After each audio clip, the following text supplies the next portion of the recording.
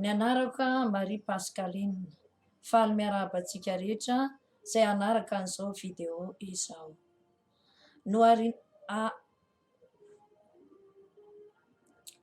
Iresaka momba ny noharian'Andriamanitra an'izao tontolo izao isika, izay hitantsika ao amin'ny Genèse toko 1:1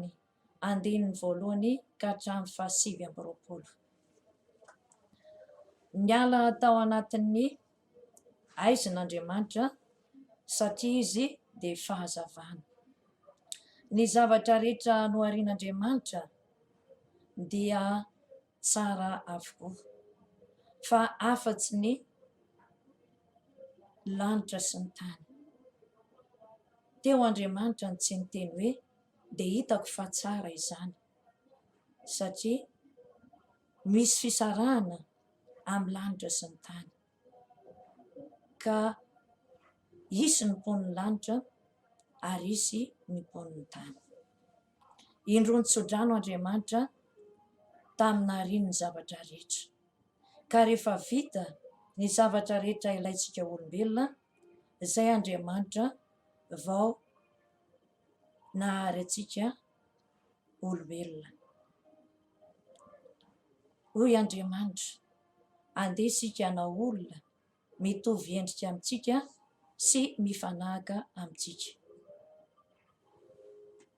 Inona moa ilay endrik'Andriamanitra ao amintsika olombelona? Ny endrik'Andriamanitra ao amintsika olombelona dia voalohany endrika fitiavana an'Andriamanitra iray, endrika fahamarinana an Jesoa, ary ny endrika fahamasinana an'ny fanahy masina. Ireo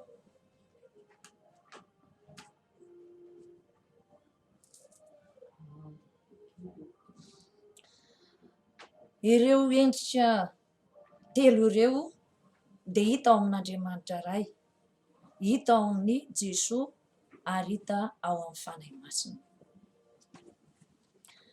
Noharian'Andriamanitra tamin'ny 4 éléments izao tontolo izao. Voalohany tamin'ny tany, faharoa ny rano, fahatelo ny afo, fahaefatra ny rivotra. Ny noharian'Andriamanitra tamin'ny tany dia isika olombelona sy ny zavaboary rehetra izay maniry eo ambonin'ny tany. Ny naharian'Andriamanitra tamin'ny rano dia ireo zavaboary rehetra izay velona ao anatin'ny rano. Ny noharian'Andriamanitra tamin'ny rivotra dia ireo rehetra izay velona any amin'ny fanahy velona any amin'ny habakabaka any. Ary noharian'Andriamanitra tamin'ny afo dia ny anjely izay zanak'Andriamanitra mamirapiratra any an-danitra. Ireo 4 éléments ireo nefa dia misy ao amintsika olombelona daholo.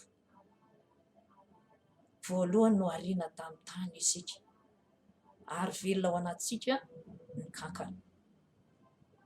Misy rivotra ao amintsika ao amin'ny afokafokasika. Misy rano ao amintsika satria isika ny biby sy misotro rano. Ary misy hafanana ao amintsika 37 degré.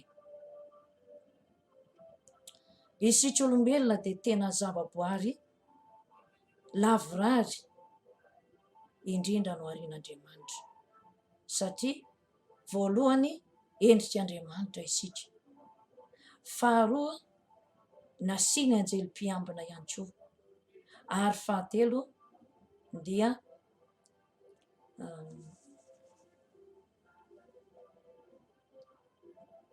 fahatelo dia nataony ho mpanjaka ny zavaboary.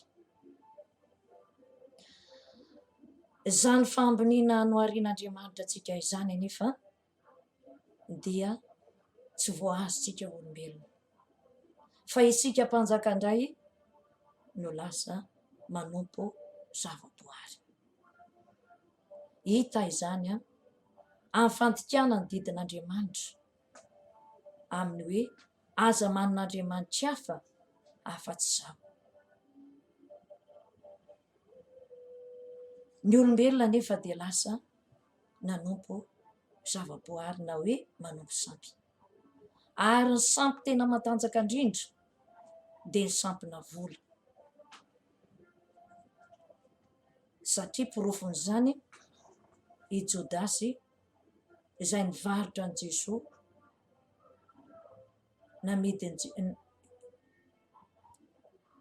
namidiny Jodasy vola i Jesosy, ary i Jesosy mihitsy ny teny hoe ny fahavaloko voalohany dia ny vola. Ary amin'izao fotoan-tsarotra iainantsika izao dia tena mahazo vahana ny resa-bola, ary ny vola nefa tsy mandeha irery fa mitarika fahotana, miaraka amin'ny fahotana foana ny vola. Raha te hahazo vola dia mandainga, raha te hahazo vola dia mamono olona, raha te hahazo vola dia mandika ny didin'Andriamanitra, raha te hahazo vola dia mivarotra amin'ny fahamarinana.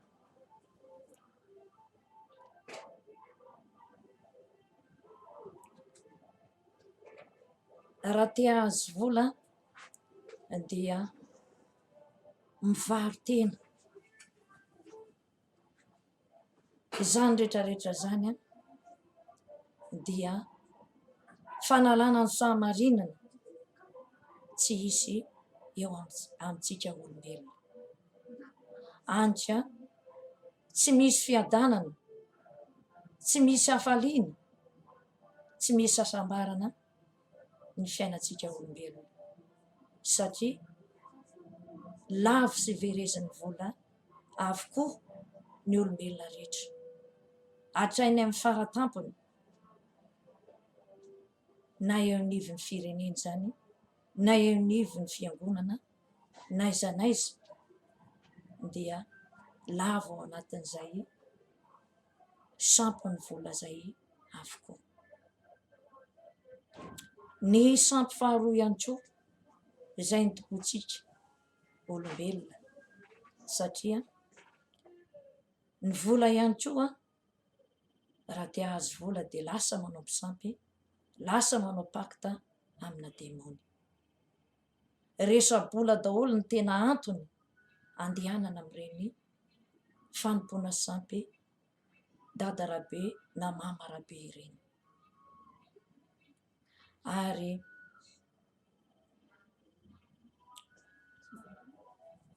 ny olona, ny zavatra tsara ho fantatry ny olona nefa dia ny fanompoana sampy dia avy amin'ny demôny io, satria ny demôny dia mitarika fisarahana. Ny avy amin'ny demôny dia fisarahana, fa ny avy amin'Andriamanitra kosa dia fiombonana. Porofon'izany raha zavatra fisehoana avy amin'ny lanitra dia ataontsika hoe apparition na vision. Ohatra akaiky amin'izany hoe masina Maria niseho tany Fatima tamin'izy telo mianadahy. Maso Maria nofo aman-drà ary hita ny resaka sy ny teny tamin'izy telo mianadahy. Izay ny fisehoana raha avy any an-danitra. Fa ireny fanompo-tsampy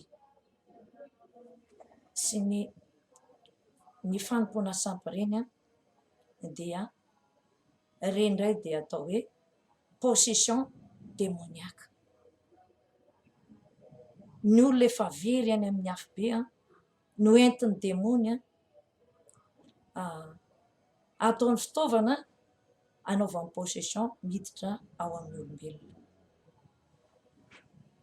Ny possession démoniaque dia tsy